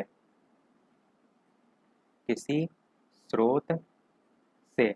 जैसे मैं आपसे क्या कहूँ, फ्रॉम एनी सोर्स, इसको इंग्लिश में भी लिख देते हैं क्योंकि हिंदी इंग्लिश दोनों समझने वाले यहाँ पर छात्र हैं। अब जैसे मैं आपसे कहूँ कि मैंने जो है वो श्याम से ये सुना, मैंने जो है वो राम से ये सुना, तो क्या है, किसी स्रोत से जब कोई आपको जानकारी प्राप्त हो रही है तो भी तो आपका फ्रॉम ही लगेगा, क्योंकि मैंने क्या लिखा, किसी स्रोत से या फ्रॉम एनी सोर्स। एग्जाम्पल इसका मैं नीचे एक लिख देता हूँ, जैसे कि I wrote it dash the book. अब आपको यहाँ पर बताना होगा फिल इन द ब्लैंक्स की जगह कौन सी प्रपोजिशन आएगी। हिंदी आप सेंटेंस के निकालेंगे तो क्या निकालेंगे, मैंने ये किताब से लिखा। तो किताब से लिखा, किताब क्या एक सोर्स का वर्क कर रही है, तो I wrote it from the book आपका जो है वो सही हो जाएगा, फ्रॉम द बुक। तो आपने समझा, टोटल 3 यहाँ पर कंडीशन है, किसी जगह के सेंस में, किसी समय से, या किसी समय के सेंस में, या किसी स्रोत जो है उससे उसके सेंस में। तो आपने समझा कि कहाँ पर फ्रॉम लगता है। इसी प्रकार एक आपका यही फ्रॉम से पूछा जा सकता है, अच्छा सेंटेंस है, वो भी मैं यहाँ पर लिख देता हूँ, उसके बाद हम देखते हैं नेक्स्ट प्रोपोजिशन। तो सेंटेंस आपका क्या है कि India has taken loan dash world bank. ये आपका जो है वो सेंटेंस है। अब यहाँ पर इसका अर्थ क्या निकलेगा, India has taken loan from world bank, यानी कि भारत ने वर्ल्ड बैंक से लोन जो है वो लिया है। अब वर्ल्ड बैंक यहाँ पर किसका वर्क कर रहा है, सोर्स का वर्क कर रहा है। मैंने स्रोत की बात की थी, तो यानी कि यहाँ पर आपका वर्ल्ड बैंक स्रोत का वर्क कर रहा है, सोर्स का वर्क कर रहा है, तो यहाँ भी आपका फ्रॉम ही जो है वो आ जाएगा। यानी आपका सेंटेंस क्या बन जाएगा, India has taken loan from world bank. तो समझ गए होंगे आपकी फ्रॉम से कैसे भी सेंटेंस है आप कर ले जाएंगे। बात करते हैं चलिए अब नेक्स्ट की। नेक्स्ट आपका क्या है, नेक्स्ट है आपका फॉर। इसका साधारण सा अर्थ की अगर बात करें तो से के सेंस में जो है वो यूज होता है। जो फ्रॉम देखा था उसका भी अर्थ से के सेंस में जो है वो यूज होता है। अब इसकी अगर बात करें तो सबसे पहली आपकी कंडीशन क्या हो जाएगी, उसकी बात करते हैं कि फॉर जो है इसका यूज अनिश्चित समय, अनिश्चित समय, यानी कि समय की अवधि के साथ तो होता है आपका, पर उसमें भी अनिश्चित समय की जब बात हो रही हो तब आपका फॉर यूज होगा। इसका अर्थ आप देखते भी हैं, सिंस और फॉर में अलग अलग निकाला जाता है, पर हम यहाँ पर प्रेपोजिशन की बात करें तो प्रेपोजिशन के अर्थ में जो है मैं आपको बता दे रहा हूँ। मैं यहाँ पर क्या करता हूँ, कुछ एग्जाम्पल लिखता हूँ, जैसे कि आपका एग्जाम्पल हो जाएगा, I have been studying dash 2 hour. दूसरा सेंटेंस लिखता हूँ मैं, जैसे ही has been trying for many days. ये 2 मैंने सेंटेंस लिखे हैं। अब पहले दूसरे वाले में तो मैंने fill in the blanks fill कर दिया है कि he has been trying for many years, तो दूसरे वाले से समझिए और पहले वाले में फिल कीजिए। मैंने क्या बताया कि फॉर का यूज अनिश्चित समय के लिए किया जाता है। सेंटेंस का अगर आप अर्थ निकालेंगे तो क्या निकलेगा, वो कई दिनों से कोशिश कर रहा था, he has been trying for many days, यानी कि आपका समय यहाँ पर निश्चित जो है वो नहीं है। सेम यही चीज़ यहाँ पर भी देखेंगे, I have been studying dash 2 hours, यानी कि मैं 2 घंटे से जो है वो पढ़ रहा हूँ। तो आप 2 घंटे को देखकर कंफ्यूज ना हो जाएगा कि 2 घंटे तो फिक्स है। 2 घंटे एक, हम बोलते नहीं कि मैं 2 घंटे से पढ़ रहा हूँ, तो 2 घंटे का मतलब ये नहीं कि पिछले 2 घंटे से पढ़ रहे हैं, वो एक अनिश्चित समय को दर्शाने के लिए आपका यूज होगा। तो फॉर यहाँ पर भी जो है वो आ जाएगा, दोनों आपका फॉर हो जाएगा। अब मैं क्या करता हूँ, कुछ लिख देता हूँ एग्जाम्पल, जैसे कि आप कहें कि फॉर 2 सेकेंड, तो आपका इस प्रकार आएगा। सेकेंड पूरा यहाँ पर चलिए मैं नहीं लिख रहा हूँ, इसी प्रकार फॉर जो है उसी के साथ केवल मैं पॉइंट पॉइंट लिख देता हूँ कि फॉर आपका रहेगा, इसके साथ साथ क्या आ सकता है, तो 2 मिनट्स आपका आ सकता है। मिनट को मैं शॉर्ट में लिख रहा हूँ, बाकी पूरा लिख लीजिएगा। इसी प्रकार 2 जो है वो आवर्स आ सकता है। इसी प्रकार आपका 2 डेज आ सकता है। इसी प्रकार आपका 2 वीक आ सकता है। इसी प्रकार आपका 2 मंथ्स आ सकता है, या आपका 2 ईयर्स भी आ सकता है, या 2 सेंचुरीज के तौर पर भी आपका आ सकता है। सेंचुरीज की स्पेलिंग मैं यहाँ पर लिख देता हूँ, CENTURIES। ये हो सकता है आपसे पूछ ली जाए, तो ये आपके इस प्रकार से हो जाएंगे। अब ये तो केवल समय के आप देख रहे हैं, second, minute, hour, hour, days, week. पर अगर बात करें इसी को जो हम नॉर्मल लैंग्वेज में बोलते हैं, जैसे कि फॉर आ लॉन्ग, यानी कि काफ़ी देर से, या फिर हम कहें कि फॉर आ वाइल, तो हम क्या कहेंगे, कुछ देर से। तो यहाँ पर सभी समय आप क्या देख रहे हैं, अनिश्चित हैं। आपको क्लियर हो रही होंगी सारी चीज़ें। तो आपका दिन, घंटे, महीने, साल किसी भी प्रकार से आए तो आप जो है वो कर ले जाएंगे। तो पहली से कंडीशन आपने समझ ली। बात करते हैं आप दूसरे जो है वो कंडीशन की। प्रैक्टिस आप करेंगे तभी चीज़ें आएंगी, इस चीज़ का ध्यान रखिएगा। आप सोचिए कि मैं पढ़ता जा रहा हूँ, पीछे पीछे भूलता जा रहा हूँ, तो भूलेंगे आप इसलिए क्योंकि आप प्रैक्टिस नहीं करेंगे। तो दूसरा है आपका के लिए, यानी कि फॉर एनी पर्पस आप कह सकते हैं। अब जैसे हम क्या कहते हैं कि पढ़ने के लिए, देखने के लिए, पैसे के लिए, किताब के लिए, तो सभी जो आपके पर्पस हैं वो किस में आ रहे हैं, इसी पर्टिकुलर के अंतर्गत आ रहे हैं। जैसे एग्जाम्पल की मैं बात करूँ तो क्या कह सकता हूँ, I did it dash you, या इसी प्रकार ही came to me dash money. ये आपके दो सेंटेंस हैं। अब अर्थ निकालिए। पहले वाला सेंटेंस क्या, आई डिड इट डैश यू, यानी कि मैंने ये तुम्हारे लिए किया, यानी कि एक पर्पस की बात की जा रही है। के लिए का सेंस निकल रहा है कि मैंने ये तुम्हारे लिए किया, तो वहां पर मैंने क्या बताया, आपका आता है फॉर आता है, यानी कि I did it for you आपका सही होगा। इसी प्रकार ही came to me dash money. अब यहाँ पर भी आपको सोचना है, हिंदी क्या निकलेगी आपकी, कि वो मेरे पास पैसे के लिए आया। तो के लिए सेंस निकल रहा है। फॉर एनी पर्पस के ब्रैकेट में आप के लिए लिख भी सकते हैं चाहे तो यहाँ पर भी आपका क्या हो जाएगा, वो मेरे पास पैसे के लिए आया, तो फॉर मनी जो है आपका सही हो जाएगा। तो आई होप ये आपको सेकंड कंडीशन भी समझ में आ गई होगी। तीसरी और लास्ट कंडीशन इसकी क्या होती है, वो होती है आपकी एक्सचेंज। For exchange, EXCHANGE। इसमें क्या होता है कि कोई चीज़ के बदले कुछ और। अगर मैं कहूँ कि मैंने 20 रुपए की किताब खरीदी, तो इसका मतलब क्या होगा, मैंने 20 रुपए के बदले में किताब ली। तो रुपया दिया, किताबें ली, तो ये क्या हो रहा है, एक्सचेंज हो रहा है। और ज़रूरी नहीं कि वहाँ पर पैसे का ही लेन देन हो। जैसे पहले वस्तु विनिमय चलता था, जो भी कॉमर्स बैकग्राउंड से होंगे उन्हें पता होगा वस्तु विनिमय, कि वस्तुओं के बदले वस्तु जो है वो आपकी दी जाती थी। जैसे कि आपके पास गेहूं का उत्पादन अधिक होता है और एक दूसरा पर्सन उसके पास चावल का उत्पादन होता है, तो आप कुछ गेहूं के बदले उससे कुछ चावल ले लेते थे, तो ये वस्तु विनिमय कहलाता था। तो ये भी आपका इस एक्सचेंज के अंतर्गत ही जो है वो आएगा। यही मेरा मेन उद्देश्य था इसको बताना।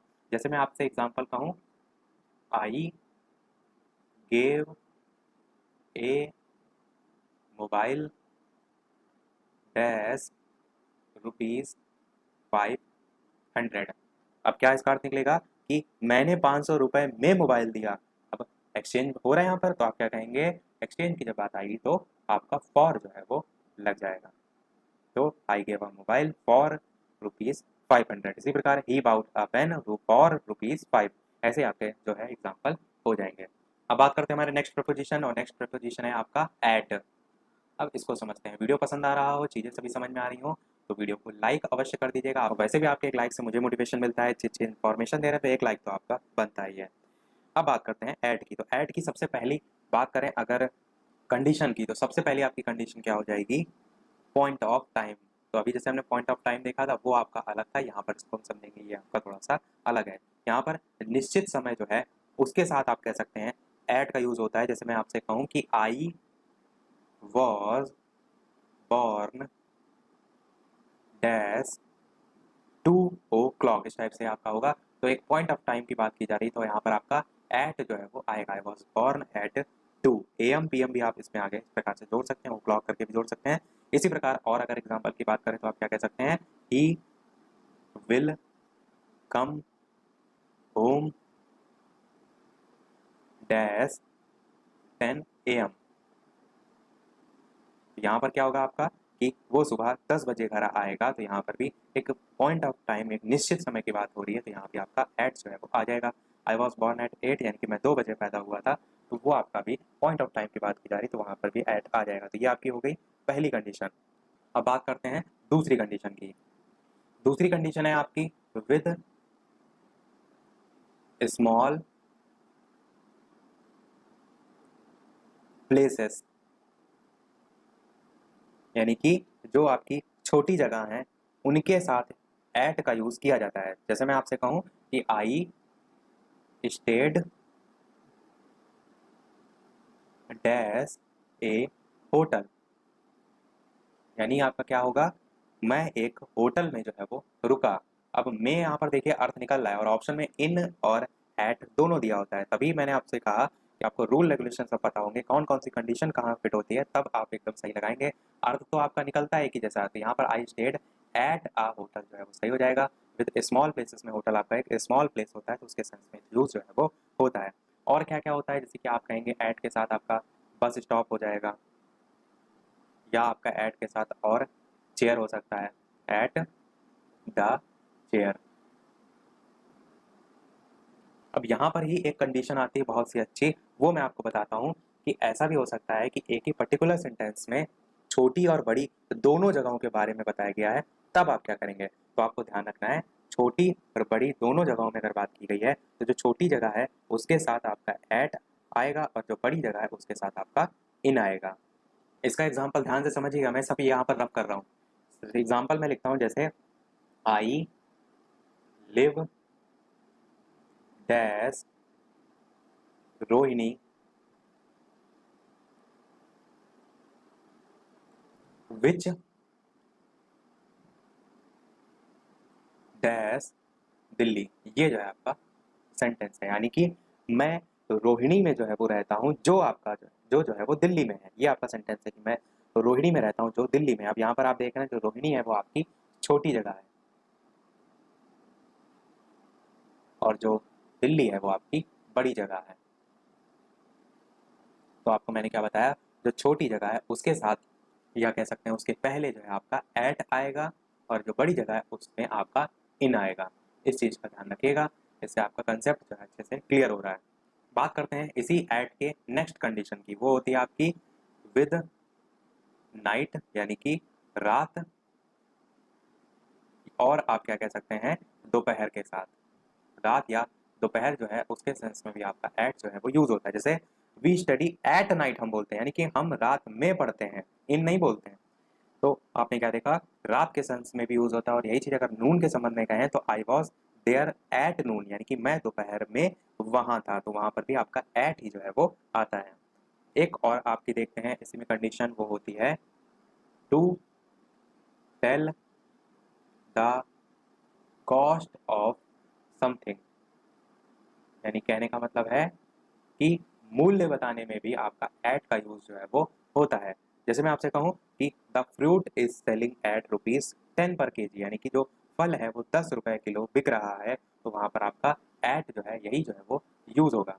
एक मैं एग्जांपल लिख के भी यहाँ पर बता देता हूँ, जैसे कि आई am buying onion dash ₹20 per KG. यहाँ पर क्या आएगा, यहाँ पर आपका टू आएगा। जब यहाँ पर कॉस्ट की बात की जा रही है तो आपका यहाँ पर एट जो है वो आ जाएगा। To tell the cost of something की जब बात की जा रही है, यानी कि मूल्य बताने की बात की जा रही है, तो आपका एट आता है। यहाँ पर क्या हो जाएगा, मैं प्याज 10 रुपए किलो खरीद रहा हूँ, I am buying onion at ₹20 per KG. एक आपका इसमें रूल और होता है, और ये लास्ट हमारा रूल होगा इस एट का। वो क्या होता है, वो होता है किसी त्योहार या एनी फेस्टिवल आप कह सकते हैं, एनी फेस्टिवल या कोई इवेंट वगैरह हो गया, तो इन सभी में भी आपका एट ही यूज होता है। जिसमें आपसे कहूँ कि I will come home at Holi, यानी कि मैं होली पर जो है वो घर आऊंगा, या मैं कहूँ कि मैं दिवाली पर घर आऊंगा, I will come home at Diwali. या जन्मदिन भी आपका एक प्रकार का इवेंट होता है, तो आप क्या कहते हैं, he will go there at his birthday, यानी कि वो उसके जन्मदिन पर वहां जाएगा। तो एट किसके साथ लगता है, होली हो गया आपका, या कह सकते हैं एट दिवाली हो गया आपका, या आप कह सकते हैं एट बर्थडे हो गया, कोई पार्टी वगैरह हो गया, तो ये सब आपके इसी में जो है वो आ जाते हैं, या एट द पार्टी वगैरह भी आपका इसमें आएगा। नेक्स्ट चलिए अब देखते हैं, हमारा नेक्स्ट है आपका विद। अब विद की बात करें तो के साथ के संबंध में इसका अर्थ जो है वो निकलता है, तो वो तो क्या आपका नॉर्मल अर्थ। कंडीशन की बात करते हैं सीरियल से, तो सबसे पहली कंडीशन होती है आपकी कि कोई भी चीज का प्रयोग करके कुछ करना है, हम क्या कह सकते हैं इसको, perform a task with the help of something. ये जो है आपका विद के लिए हो जाएगा कि कोई चीज का यूज करके कुछ करना है। जैसे मैं आपसे कहूं कि I cut the cake dash a knife, यानी कि मैंने चाकू से केक काटा, मैंने कोई टास्क जो है वो परफॉर्म किया with the help of something. तो जो with the help of something है उसी के साथ आपका क्या आएगा, तो विद जो है वो आ जाएगा, यानी कि I cut the cake with a knife. इसी प्रकार ही wrote the letter with a blue pen, यानी उसने नीले पेन से पत्र लिखा। इसी प्रकार आप कह सकते हो उसने पत्थर से चिड़िया मारी, तो he killed the bird with a stone. तो ऐसे बहुत से एग्जांपल इसके होते हैं, बेसिक आप समझ गए होंगे, तो इतना काफी है। देखते हैं हमारी दूसरी जो है वो कंडीशन। दूसरी कंडीशन होती है साथ के संबंध में, यानी कि किसी के साथ, ए कंपनी कह सकते हैं, जैसे हम कहें कि राम के साथ, तुम्हारे साथ, किसी वस्तु के साथ आदि, तो उसके सेंस में आपका यूज होता है। अगर एग्जाम्पल की बात करें तो आई एम विद राम, और यहाँ पर आपका आएगा इन दिस मैटर। ये आपका सेंटेंस हो जाएगा। अर्थ क्या होगा इसका, अर्थ होगा कि इस मामले में मैं राम के साथ हूँ। तो यहाँ पर जो विद है वो आपकी प्रपोजिशन आएगी जब बात की जाती है इस प्रकार से कि राम के साथ, या किसी व्यक्ति के साथ, तुम्हारे साथ, किसी वस्तु के साथ, जैसे कि he will be with you, हम आपके साथ रहेंगे, तो वहाँ पर भी आपका विद आता है। इसी प्रकार आपका मेरे पापा अपने ऑफिस लैपटॉप लेके गए, यानी कि my dad went to his office with the laptop. इस प्रकार से इसके एग्जाम्पल जो है वो हो जाएंगे, तो आपका ये हो जाएगा विद। देखते हैं हमारा नेक्स्ट। नेक्स्ट क्या है, बाई। बाई का सेंस किसके संदर्भ में आता है, तो के द्वारा जो है इसके संदर्भ में आता है। तो पहली कंडीशन ही इसकी यही होती है कि के द्वारा के संबंध में, जैसे कि मुझे किसी के द्वारा रोका गया, तो I was stopped by someone आपका जो है वो आएगा। इसी प्रकार उसे अपने पापा द्वारा भेजा जा सकता है, तो he can be sent by his father, तो वहां पर भी इसी प्रकार आपका बाई आ जाएगा। तो ये आपका एक एग्जाम्पल लिख के देख लेते हैं।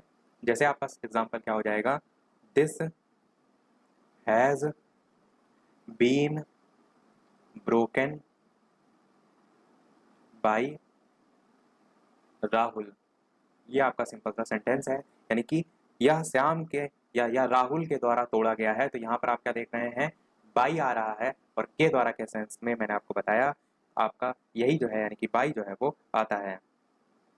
जैसे कि यहाँ सेंटेंस में भी आप देख रहे हैं तो के द्वारा के सेंस में जो है आपका आया है। इसके अलावा इसी का अर्थ दूसरे सेंस में भी और निकलता है, जैसे कि आपका से के अर्थ में। जैसे मैं आपसे कहूं कि आई ट्रेवल्ड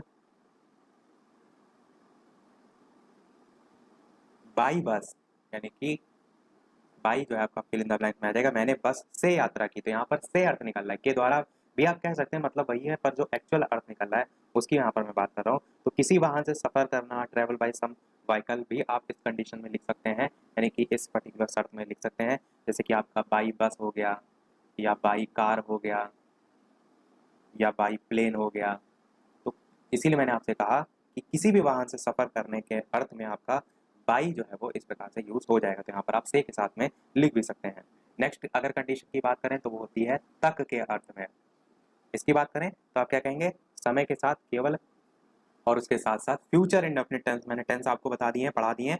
तो फ्यूचर इंडेफिनिट टेंस में यूज होता है। जैसे मैं आपसे कहूँ कि मैं 4 बजे तक निकल जाऊंगा, तो तक यहाँ पर वर्ड आ रहा है, उसके अर्थ में आप क्या कहेंगे, I will leave by 4 o'clock। तो आपका यहाँ पर फ्यूचर इंडेफिनिट टेंस भी आपको जो है वो देखना होगा। तो यहाँ पर मैं इसका एग्जाम्पल नहीं लिख रहा हूँ वरना वीडियो बहुत लेंथी हो जाएगा। बात करते हैं नेक्स्ट की। नेक्स्ट आपका होता है इसी के अंतर्गत कोई आपके बगल में खड़ा हो, तो आप क्या कहते हैं कि I was standing dash him. तो आप क्या कहेंगे, बाई हिम। मैंने क्या कहा, मैं उसके बगल में खड़ा था, इसका अर्थ निकलेगा, तो ये भी आपका उसी के अर्थ में जो है वो आता है। अब बात करते हैं हमारा नेक्स्ट प्रपोजिशन। नेक्स्ट प्रपोजिशन है आपका बिफोर। तो थोड़ा सा स्पीड में हम चलते हैं। बिफोर का आपका यूज होता है पहले के संदर्भ में। जैसे मैं आपसे कहूं कि ये ट्रेन समय से पहले पहुंचेगी, तो this train will reach before time. या मैं आपसे कहूं कि मैं तुम्हारे निकलने से पहले आऊंगा, यानी कि I will come before you leave. तो इस प्रकार से आपके बहुत से एग्जाम्पल हो जाते हैं। एक यहाँ पर मैं एग्जाम्पल आपके लिए भी लिख देता हूँ। जैसे मैं आपसे कहूँ कि now I am standing before you, आपका हो जाएगा अर्थ क्या निकलेगा इसका कि मैं आपके सामने जो है वो खड़ा हूँ। तो ये भी आपका बिफोर जो है आपका यहाँ पर प्रपोजिशन हो जाएगी। तो बेसिक था आपका बिफोर। इसी से मिलता जुलता एक और प्रपोजिशन होता है, वो होता है आपका आफ्टर। बिफोर का यूज होता है पहले के संदर्भ में, आफ्टर का यूज होता है बाद के संदर्भ में। जैसे मैं आपसे कहूँ कि I will meet you dash 10, यानी कि आफ्टर 10, आपका अर्थ क्या निकलेगा कि मैं तुमसे 10 बजे के बाद मिलूंगा। बाकी 10 में आप एम पी एम कुछ भी जोड़ सकते हैं, तो वो आपका जो है वो हो जाएगा। या मैं उनके बाद पहुंचा, आई रीच्ड आफ्टर देम, इस टाइप से भी आपका आफ्टर का यूज होता है। एक और कंडीशन होती है इसकी आफ्टर में आपकी, वो होती है कि किसी के पीछे पड़ना। इस पॉइंट को याद रखिएगा, किसी के पीछे पड़ना। जैसे आप देखते हैं कि पुलिस का चोर के पीछे पड़ना, police chasing thief chase someone, इस टाइप वाली जो कंडीशन पर बेस्ड आपके आते हैं, उसमें भी आपका आफ्टर जो है वो यूज होता है। या एग्जाम्पल से इसी को देखें तो I was after my professor for getting some help, यानी कि मैं मदद पाने के लिए अपने प्रोफेसर के पीछे जो है वो पड़ गया था। तो इस प्रकार से बहुत से एग्जाम्पल इसमें बनाए जा सकते हैं। नेक्स्ट देखते हैं आपका, वो है अगेंस्ट। अगेंस्ट की अगर बात करें तो इसका अर्थ होता है कि विरुद्ध जो है उसके सेंस में। जैसे एग्जाम्पल की बात करें तो आप क्या कह सकते हैं, Ram why is Ram against you, यानी कि राम तुम्हारे विरुद्ध क्यों है। तो जहां पर विरुद्ध या विरोध की बात होती है तो वहां पर आपका अगेंस्ट जो है वो यूज होता है। देखते हैं नेक्स्ट आपका, नेक्स्ट है आपका अबाउट। ये सभी आपके छोटे छोटे हैं तो इसलिए वन लाइन में ही मैं आपको समझा रहा हूँ।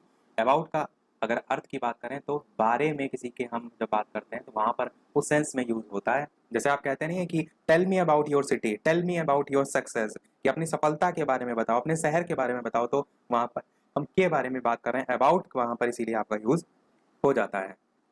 तो हमने जितने भी आपके आ सकते थे सभी जो है वो देख लिए हैं। अब हम क्या करते हैं, डीएलएड सेकंड सेमेस्टर से स्टार्ट करते हुए फोर्थ सेमेस्टर पर बढ़ते हुए जो प्रीवियस ईयर में क्वेश्चन आ चुके हैं प्रपोजिशन से या फिल इन द ब्लैंक्स पर बेस्ड, वो जो है वो फटाफट देख लेते हैं। तो सबसे पहला हमारा, मैं यहाँ पर सेंटेंस जो है वो लिख देता हूँ। सेंटेंस है आपका, he is dash slow to win the race. ये आपका था और ब्रैकेट में आपका TOO और कॉमा 2 इस टाइप से दे रखा था। डीएलएड जो है इसके सेकंड सेमेस्टर के 2019 जो है उसके प्रथम बार के पेपर में आया था। तो जल्दी से बताइए TOO और 2 में से कौन सा सही होगा। तो चलिए बात करते हैं उत्तर की। तो आपका TOO वाला आएगा। ध्यान रखिएगा जब सेंटेंस को आप थोड़ा सा आगे जाएंगे तो स्लो टू लिखा हुआ है जो, इसके साथ हमारा हमेशा आपका TOO वाला 2 आता है। दोनों जगह आपका 2 जो है वो नहीं होता है। ये इसकी कंडीशन होती है, यानी कि he is too slow to win the race. ये आपका जो है वो सही हो जाएगा। समझ में आपको आ गया होगा। नेक्स्ट देखते हैं, सेकंड सेमेस्टर में आपका यही है, दूसरा भी इसके बाद आपका नहीं, फिर हम फोर्थ सेमेस्टर के देखेंगे। तो ये आपका है आई विल, क्योंकि हम जो ये टॉपिक देख रहे हैं ये सेकंड सेमेस्टर और फोर्थ सेमेस्टर दोनों का संयुक्त रूप से देख रहे हैं। दोनों में इंग्लिश आती है, दोनों में लगभग सेम जो है आपका कोर्स भी है, इसीलिए हम सेकंड सेमेस्टर और फोर्थ सेमेस्टर दोनों का साथ देख रहे हैं। प्रश्न आपका आया था डीएलएड जो है इसका 2019 का द्वितीय बार का जो पेपर हुआ था, और कब, सेकंड सेमेस्टर में, उसमें जो है वो पूछा गया था। तो सबसे लेटेस्ट का इसलिए भी देख रहे हैं क्योंकि इससे पहले वाले तो पेपर सब हम सॉल्व करा चुके हैं, तो वहाँ देख लिए थे। तो बताना है आपको, I will see you dash 4:15 PM आपका कौन सा जो है वो सही होगा। यहाँ पर ब्रैकेट में कुछ नहीं लिखा था, अब आपको खुद से जो है वो सोचना है, जो मैंने कंडीशन बताई है पिछले 2 प्रपोजिशन के पार्ट में और इस तीसरी प्रपोजिशन में, और आपको छांटना है कि आपको सोचना है यहाँ पर क्या जो है वो फिल होगा। तो चलिए बात करते हैं अब आंसर की। तो आज ही के इस पार्ट में मैंने आपको ये पढ़ाया भी था कि जब बात की जाए किसी निश्चित समय की, मैंने क्या कहा था कि जैसे आई वॉज बॉर्न एट 2 आपका, यानी कि मैं 2 बजे पैदा हुआ, तो वहां पर निश्चित समय की बात की जा रही है। विद पॉइंट ऑफ टाइम की बात की जा रही है तो वहां पर आपका एट आता है, तो यहाँ पर आपका एट जो है वो आ जाएगा। मैंने एग्जांपल भी आपको देकर बताया था, जैसे एट 2 o'clock हो गया या एट 4 PM हो गया, इस टाइप से, तो यहाँ पर आपका एट जो है वो आ जाएगा। अब बात करते हैं फोर्थ सेमेस्टर की, उसमें जो पूछे गए थे प्रश्न उनकी। तो सबसे पहला प्रश्न है आपका, तो सबसे पहला अगर सेंटेंस की बात करें तो 2018 में आपका आया था, और सेंटेंस आपका इफ से स्टार्ट था। If you had worked hard, you, और यहाँ पर दो फिल इन द ब्लैंक्स दे रखे थे और आगे जो है वो पास्ट जो है वो लिखा था।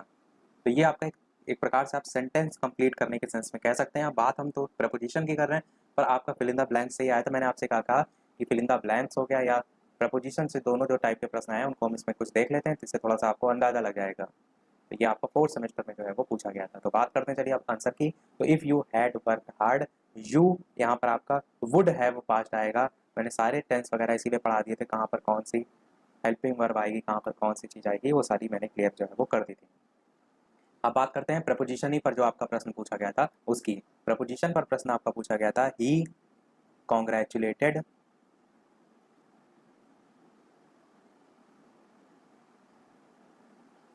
He congratulated me dash my success. ये जो है आपका सेंटेंस था, और इसमें पूछा गया था डीएलएड जो है उसके 2018 के जो है वो फोर्थ सेमेस्टर के पेपर में। तो जल्दी से बताइए कि इनमें से जो है वो क्या जो है आपका फिल होगा। इनमें से क्या मतलब, कोई ऑप्शन तो है नहीं, आपको जितना मैंने पढ़ाया उनमें से क्या फिल होगा ये आपको जो है वो बताना है। तो चलिए बात करते हैं अब आंसर की। तो क्या यहाँ पर फिल आएगा, बिल्कुल यहाँ पर ऑन जो है वो फिल आएगा। इससे पहले के पार्ट में मैंने सारी चीजें बता दी थी कैसे कैसे क्या सारी कंडीशन जो है वो होती है। तो he congratulated me on my success आपका सही हो जाएगा।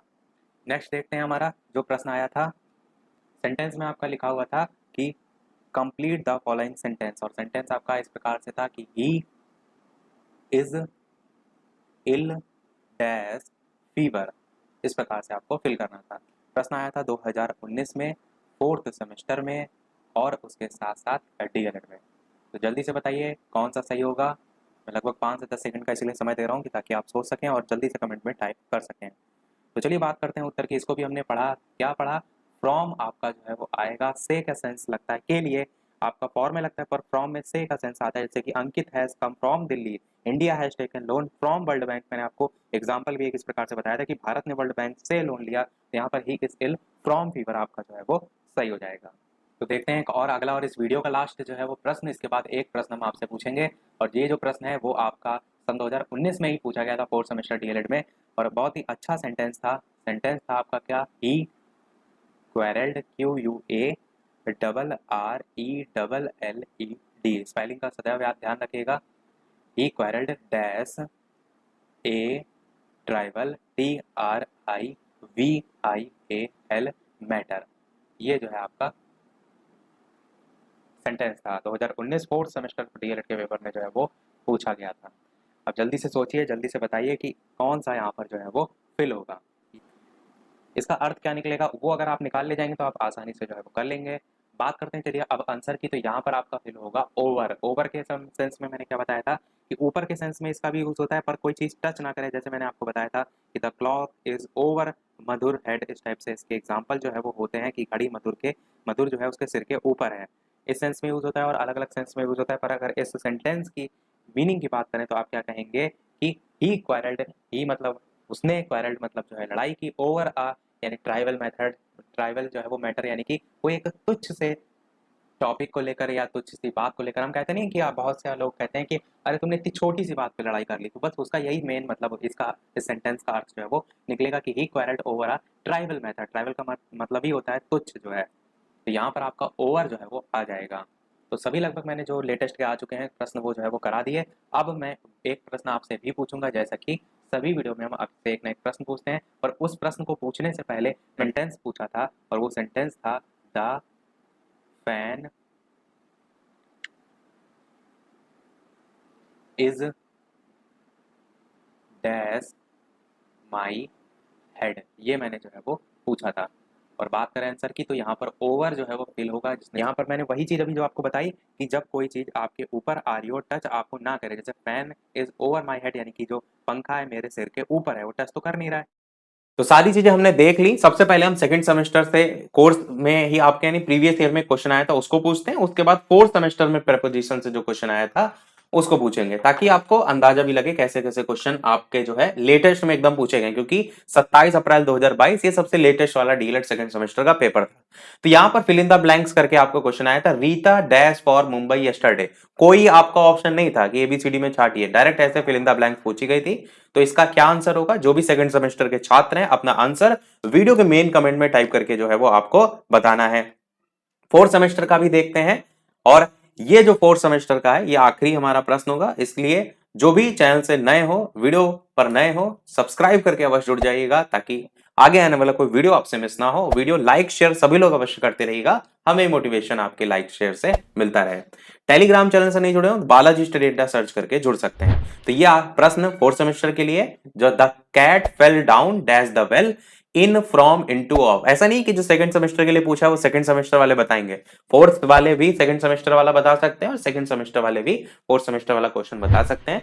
6 मई 2022 को जो है ये पेपर जो हुआ था लेटेस्ट का सबसे, उसमें ये पूछा गया था प्रीपोजिशन से। तो अपना आंसर वीडियो के मेन कमेंट में टाइप करके जो है वो बताइएगा।